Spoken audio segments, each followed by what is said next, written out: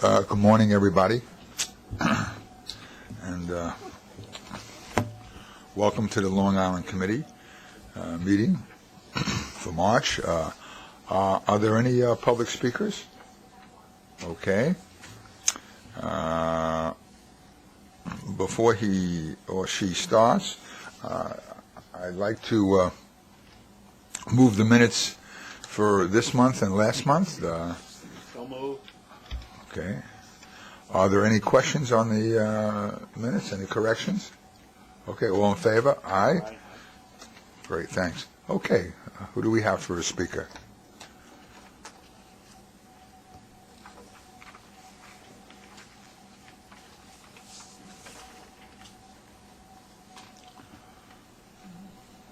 Hi, thank you for letting me speak. I'd like to make a suggestion about reducing labor costs for Long Island Railroad. My suggestion does not require layoffs, but it does require a hiring freeze and early retirement buyouts and moving people from one position to another. Many of the positions currently held by Long Island Railroad workers can be replaced with technology at a great savings to the commuter and the taxpayer. Labor costs are a serious problem for the Long Island Railroad.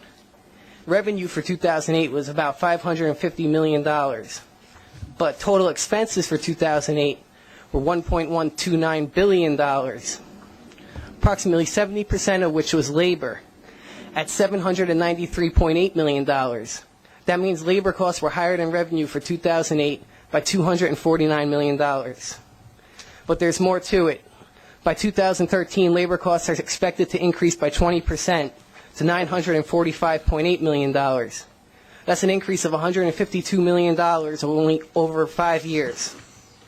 My suggestion to fix this? Ticket gates. There are currently 1,045 conductors on the Long Island Railroad, but there are 134 stations. If we have an average of 4 gates per station, some will need 8, but some will need only 2, then that will be 536 gates. Assuming $109,000 per gate, that comes out to a total of $58.424 million. That number, $109,000 per gate, was based on a study done in Los Angeles when Los Angeles looked into building gates for their subway system, which concluded it would be $30 million for 275 gates. Anyway, $58.424 million is certainly a lot less than $793.8 million. Now, even if my estimate is wrong, with unforeseen costs by $100 million, for example, having to put up a higher fence to prevent jumpers from sneaking on the train, that's still $150 million. That's barely equal to the cost of what it's going to cost just to change in labor costs between 2013 and 2008. Between 2013 and 2008, labor costs are supposed to increase by $150 million. Even if my estimate is off by $100 million, it's barely equal to that. This type of system is used in many cities, such as Tokyo, D.C., and Boston, and it should be done on Long Island, too. Stopping the increase of labor costs and the eventual labor reduction cost is the way to reduce the current deficit. Please don't increase the tax. Please don't increase taxes and fare prices for the commuters. Thank you. Oh, thank you. Would you state your name? I didn't hear that. My name's John. John? Yeah. John what? Delgaiso. Thank you, John, and thanks for the brief informative. Thank you for having me. Okay.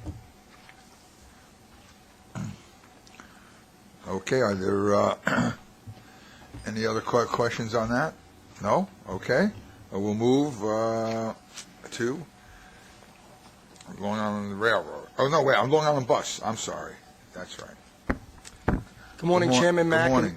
And members of the Long Island Committee. There are no changes to the work plan this month. Next is the operations performance report. Overall bus service performance in January was strong. AM weekday pull-out performance was 99.98%, and PM weekday pull-out performance was 100%. The 12-month average for both AM and PM was 100%. Completed trips averaged 99.58% in January and 99.58% over the last 12 months. Bus MDBF was 1945 in January, which is 2% lower than January of '08 figures. Although Long Island Bus is keeping performance fairly consistent with last year's results. Two factors contributed to our lower performance this month. The main factor was the delay in the replacement of buses, which I'll report a little bit further on in our committee notes here. In addition, we had colder temperatures in January. This year we had 9 days in the month where the temperature fell below 25 degrees, compared to only 2 days in January of 2008. Buses are like Goldilocks. It can't be too cold and it can't be too hot. Also, the average temperature for the month was 8.5 degrees lower this year. The 12-month average MDBF of 1967 was improved by 2.7% from a year ago. The annual goal for 2009 is 2103.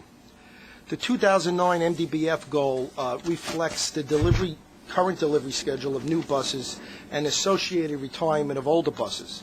As an update to the committee regarding new bus deliveries, a total of 21 buses have been delivered as of Monday, March 16th. Of the 21 are in service, 8 are in the process of having required communications equipment installed, and the remaining 3 are out of service for non-critical repairs. We also have developed a detailed electrical inspection sheet that our new bus inspectors are currently using up in Oriskany, New York, prior to the shipment of the vehicle. This will speed up equipment installation process when the bus arrives at the depot.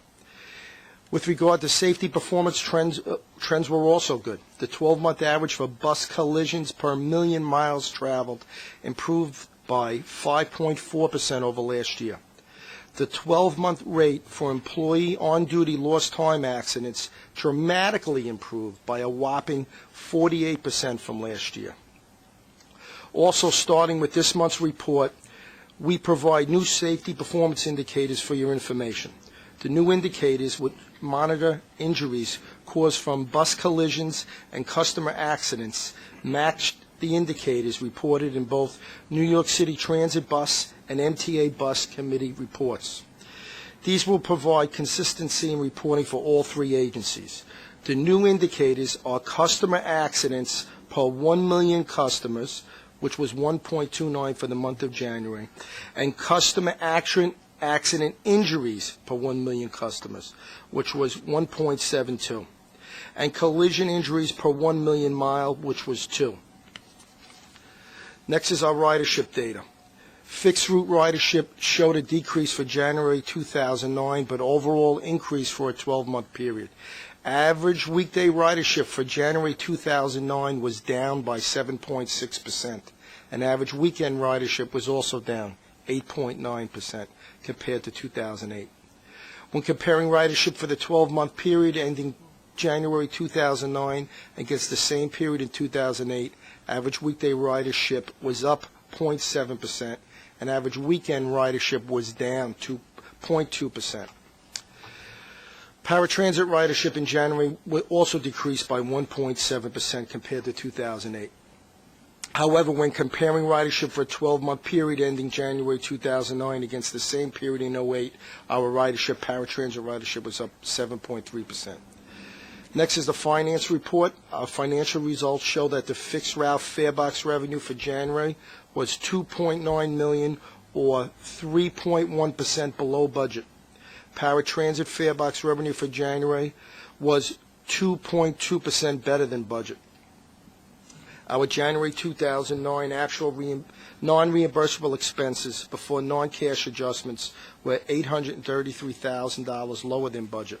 This was because of lower fuel costs, operating contract expenses, and reserve requirements for claim expenses. With respect to procurements and action items, we have no action items and no non-competitive procurements or ratifications. However, we do have one competitive procurement for the committee's approval.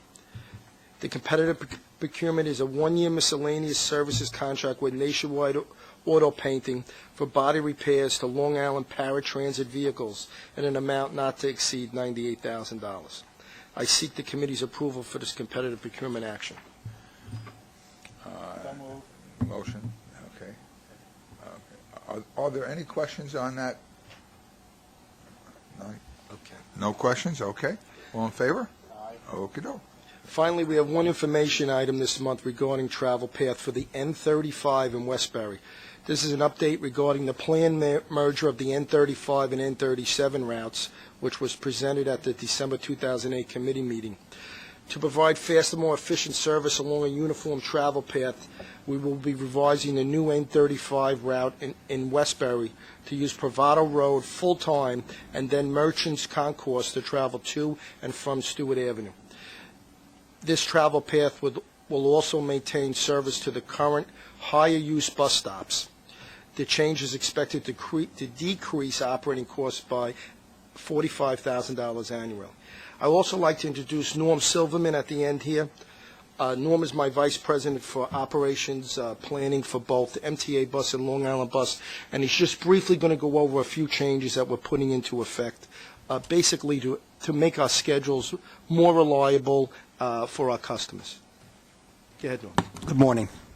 One of the things that we've been trying to do at Long Island Bus, one of the key things we do at Transit and MTA Bus is use service guidelines. And one of the key elements of service and attracting customers is to provide uniform, even service intervals, or term we use, headway. And at Long Island Bus, a number of their key routes have service intervals that are somewhat erratic. And we've been trying to revise that using some modern, updated schedule techniques. And we're going to be pursuing that incrementally, bit by bit, by our schedule change cycle, which happens 4 times a year.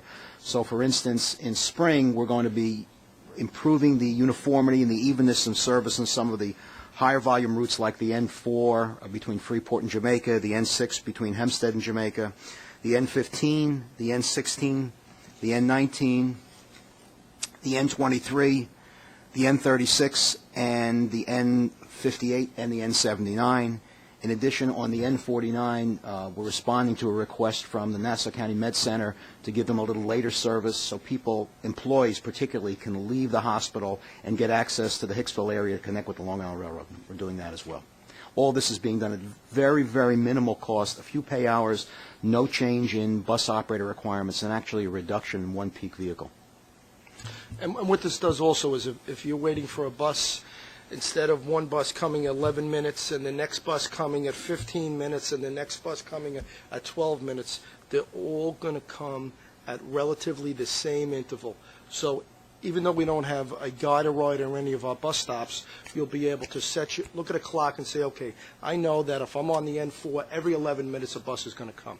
So it's going to make our service a little bit more dependable for our customers. And not only is it dependable, it will also help alleviate some of the crowding, because in the evening Yes. we do have a bulk. For those that follow the buses, they're pretty heavy, whether it's 9, 10 o'clock at night. Yeah. So this is a win-win. This concludes my remarks on the Long Island Committee's agenda this month. Any questions? I would happy to take. Joe, do we have any other buses planning on coming this year beyond the 20 you just mentioned? Yes, we're going to have the 60 new buses as part of the first option and an additional 40 that's going to come right after that. So Long Island Bus is going to get 100 buses so far. Probably by June they should all be in. June of this year. June of this year. I don't know if you've seen any of them. They're all low-floor CNG buses. They're the next generation bus. The buses, if a bus could be pretty, it's pretty. And the customers love them. Everybody, the operators absolutely love them. And at the end of the day, this should help our performance dramatically. The buses that these are replacing have over 500,000 miles on them.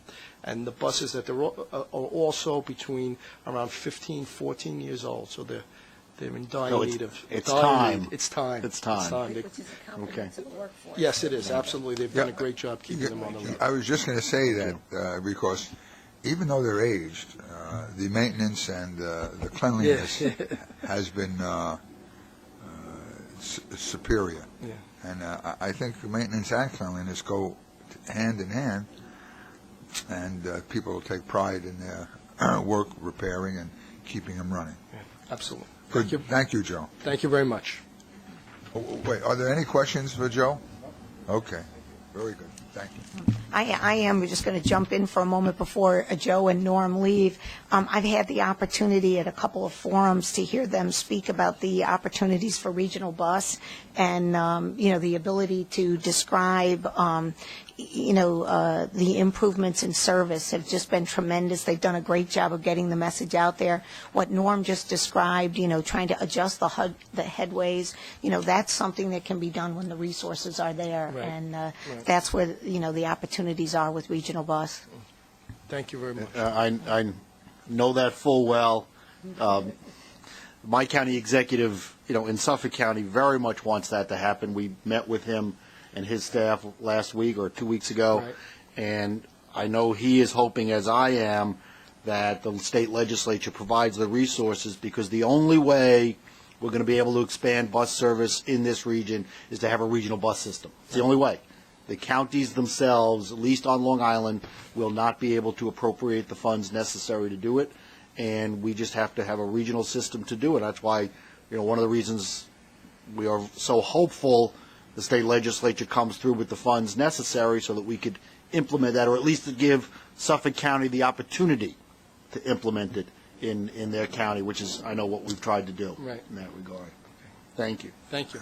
And speaking for my county executive as well, there got to be a regional service to help the growth of Long Island and to maintain the wherewithal for those that want to take the opportunity to get to work on time and with reliability, not that it isn't now, but would be more reliability and more buses, and we wouldn't have the cash crunch in the county every year.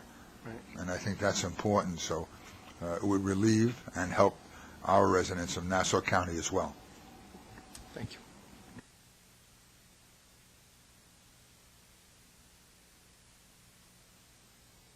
Helena, Long Island Railroad. Thank you very much. I'm going to just pause for a moment before we begin the regular agenda and comment on ridership as well. We heard, Joe Smith's report on Long Island Bus. Like Long Island Bus, we are experiencing a slight decline in ridership, which is a reflection on the economy. When we compare February 2008 to 2009, we see, we had to do some calendar adjustments because last year was a leap year, about a 5% reduction. And that follows a January to January where there was a 4% reduction. And Mark will give you a, more thorough breakdown on, the ridership issues. That translates into about 1 million less people, compared to January and February last year. So we are feeling the effects of the economy, but as I keep saying, the economy will rebound, and we need to ensure that our system is there and in good shape and ready to provide the service to customers. I did want to follow up on a question that we had received after the special board meeting. There was some discussion about the impacts on Long Island Railroad. As you know, we have identified service reductions that involve the closing of ticket windows and returning to half-hour service on weekends on the Port Washington branch, and elimination of weekend service on West Hempstead, and the elimination of the Belmont Park service. And the question was, were we getting, any contact on that? And of course we are. We have gotten numerous, customer elected official contacts, and, we are writing back asking them to please support the Ravitch proposals, which will allow us to eliminate those service reductions. So with that, we'll go to the regular agenda, and we do have a work plan item that we'll cover under the information.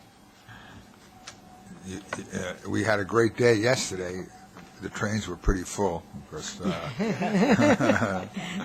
so that was good, and But no alcohol, right? That's correct. Right. And I must comment that, because I did take the train, that the announcements on the train were terrific. You kept everyone on their toes about the alcohol, Mitch. So it was a good reminder. Everything went well. We didn't have any incidents, did we, yesterday? We didn't have any major incidents involving alcohol throughout the day. Great. So it was very Great. good on the Long Island side. Thank you. Did an Okay. excellent job. I'm sorry, Helena. Thank you very much, Commissioner. We appreciate those comments. It was a beautiful day yesterday for New York. It was great weather. There was a lot of people, and it was very good for the Long Island Railroad. We can only make St. Patrick's Day every day. We can increase our ridership. We definitely had full ridership. Okay, with that, I'm going to go to Mark Young for the financial report. Good morning. Helena already touched on the ridership numbers, but I'll just provide a bit of additional detail. As she stated, the February ridership, total ridership was down 5.3%. This, by the way, finance report starts on page 6 of the Long Island Railroad section. It was down 5.3% from last year.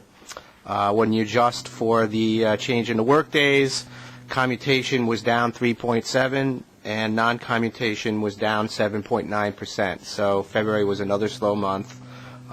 Year-to-date, again adjusting for work days, total ridership is down 4.6% compared to 2008. Commutation down 3.6%, and non-commutation down 2.4%.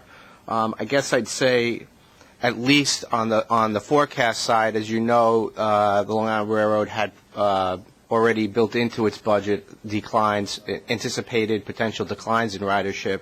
So versus the budget projections, we're not actually as far off as we are year to year.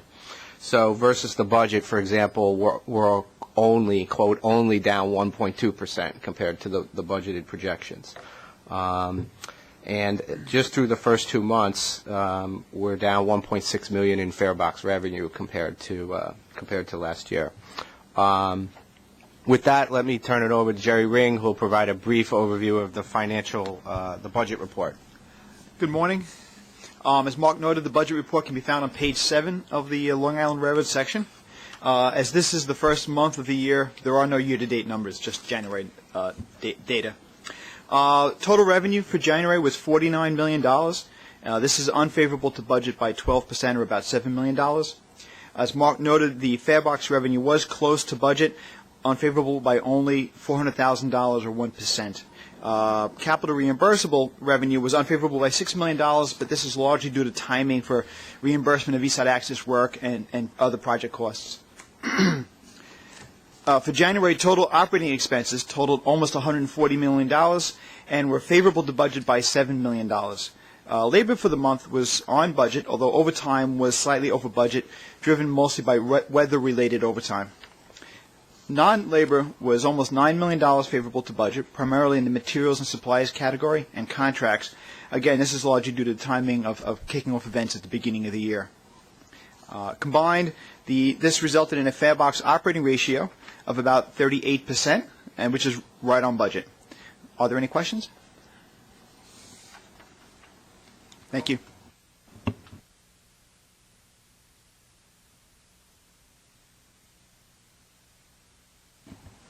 With that, we're going to go to Ray Kenny for the status of operations. Good morning, everyone. The operating report starts on page number 27 of the Long Island Railroad section of the book. And our overall on-time performance for February 2009 was 95.59%. That's the third best February on record. And our AM on-time performance was 95.75. That's the second best February on record. The PM peak was 91.75. And February's off-peak was 96.27, which was the second best February off-peak on record. We had 4 100% rush hours, 2 in the morning, 2 in the evening. AM peak car availability was met 18 of the 19 business days, and our MBDF exceeded the goal of 100,000 miles. The most significant major event that we had was on February 5th, a Thursday evening.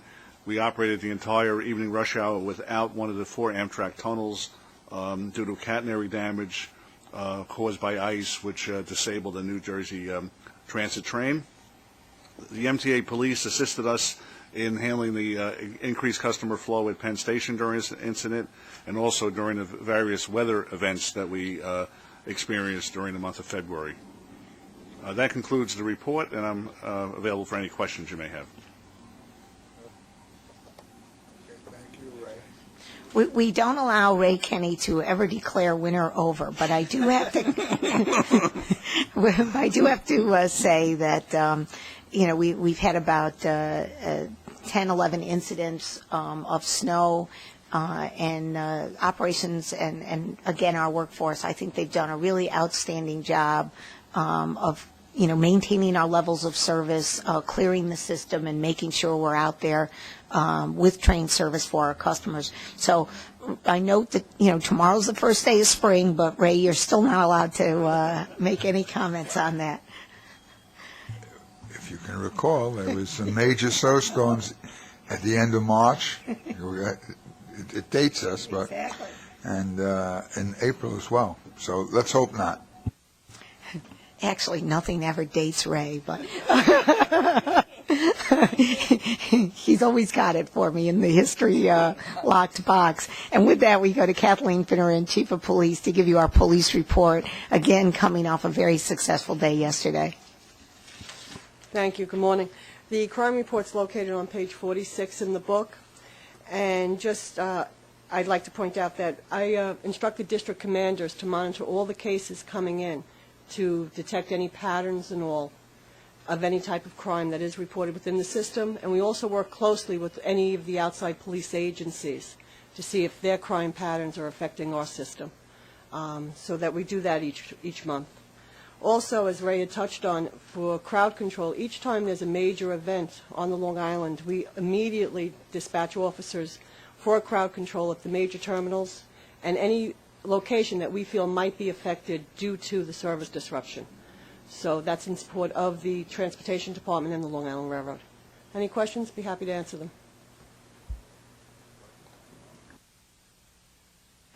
Okay, and now to Kevin Tomlinson, who has the capital program report.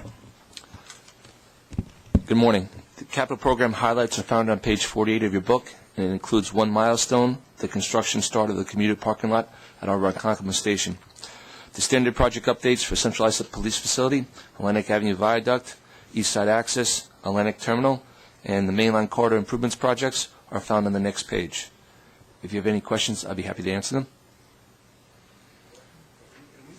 We don't happen to put up any signs like at Ronkonkoma indicating this is being paid for by your MTA capital plan or anything like that, do we? So that people know how it's getting paid, that it's not being paid for by the town of Brookhaven, that it's actually being paid for by the Long Island Railroad? We do have signs that we put about our capital program that says it's being paid by the MTA capital. Okay. We do. Standard signs that are universal. I don't go that far east on the train at that station, so I know where it is, but I haven't seen it. Because I think it's important for people to understand that to some degree their fares and their taxes and the other revenues we get are paying for, especially something where they know that some of the parking lots have been paid for by the town, some by the county. In this case, it's being paid for by the railroad because of our agreement with the town in that regard. So, okay, good. Would you make sure that they're in view, and if we need one or two more extra signs to do so? Nope, no problem. Consider it done.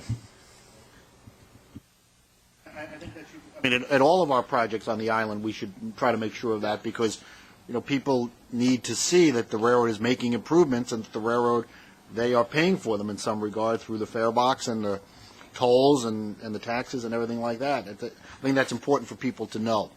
It couldn't be more important now when we're at the end of our 5-year capital program and need we the hope next to have another one. Right, we need the next one. Yep. People need to be reminded, this is the investment, this is their dollars at work. Yep.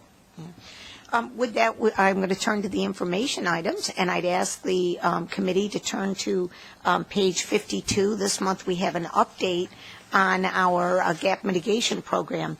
As you know, we've undertaken a comprehensive effort to mitigate the risk of gap accidents in our system, and we try to do this by reducing the size of the gap and implementing additional safety measures. And I've included in a memorandum form an update for you. I'd like to highlight the achievements in 2008. We completed 41,610 linear feet of 1-inch edge board in 2008. Our goal is for 55,743 linear feet in 2009. In 2008, we completed 26 platform edges, and this was an adjustment on the vertical gap, which we also considered extremely important, and put our resources to get those adjustments done. We have 4 vertical adjustments to go, 4 platform edges in 2009. And as you know, we're moving forward with the installation of threshold plates. We completed 86 cars in 2008, and our goal is to complete the balance of the M7 fleet in 2009, and that's 672 cars. I would draw your attention to some photos that I distributed. We didn't include them in the package because, the color photographs don't copy well. I did want to highlight for you the red edge board and a sample of the threshold plate. And as you can see, the plate has its own marking, watch the gap. And I have to say that it is providing a little bit of a target for people, too, so that they see it, they step on it, and we think that that's a very effective design. We did include in the memorandum a summary of gap accident statistics. And if you will note, in 2008, we did have a reduction in the number of gap accidents that were reported. However, we still have a long way to go in terms of educating the public. While it's a reduction, from the high in 2007, in part, there was a lot of additional reporting in 2007 because there was so much attention on the gap issues. So we're very proud of the reduction. We'd like to bring that down some more. And we are very focused on, making sure we maintain our customer awareness campaign, which involves both the announcements on trains, on platforms, our Be Train Smart Safety initiative with materials that we distribute about safe train travel. And now we're going to include something in mail-and ride tickets. In their monthly mailer that they get, there'll be a little announcement, a little handout on gap safety. Again, it is very important that Long Island Railroad customers also take responsibility to cross the gap safely. They need to take the time and care to look down and step over the gap, and if they need assistance, to ask for assistance.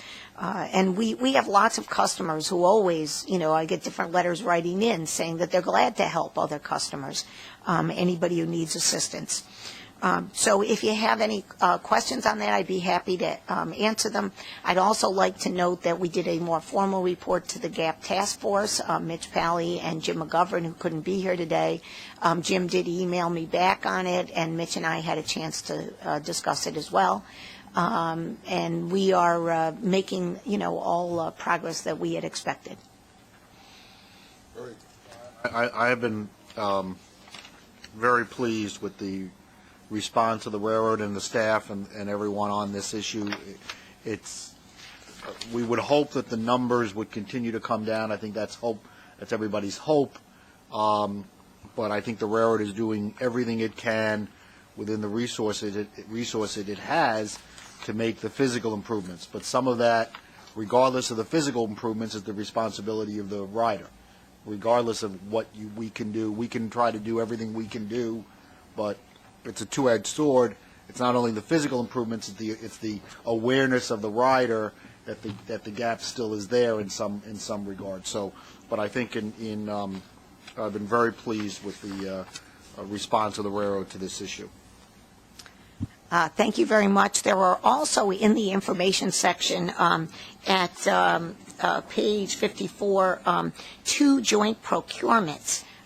These were provided as information items because Metro North is the lead agency in both cases. These represent our effort to combine procurement requirements and to leverage, I think, better buying power by doing these as joint procurements. With that, I'm also going to now ask you to turn to our regular procurement package, which starts on page 59.